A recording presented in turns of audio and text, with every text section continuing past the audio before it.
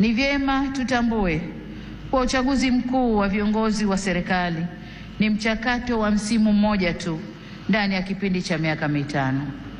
Muda mwingine wote maisha lazima yaendelee. Hivyo basi jukumu letu sote kwa pamoja ni kujenga nchi yetu na kuifanya kesho yetu iwe bora zaidi kuliko jana yetu. Niwasihi tuendelee kuilinda itikadi yetu ya umoja na mshikamano.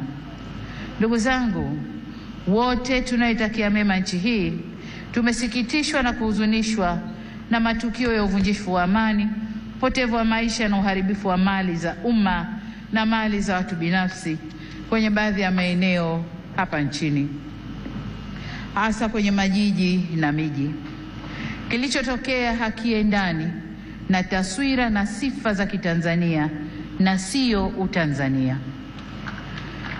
Haikutushangaza kuona kuwa baadhi ya vijana waliokamatwa kutokana na kadhia hiyo wametoka nje ya Tanzania.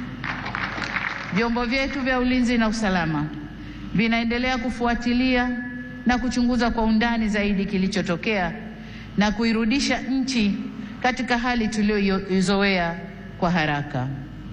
Kamati ya ulinzi ya kitaifa na kamati za ulinzi za mikoa na wilaya, na wataka muhakikishe kuanzia leo maisha ya wananchi yanarejea mara moja.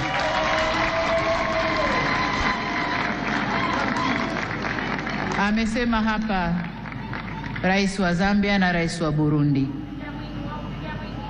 Machafuko ndani ya nchi si mema, hayana bei, hayana thamani na si faida kwa yoyote yule.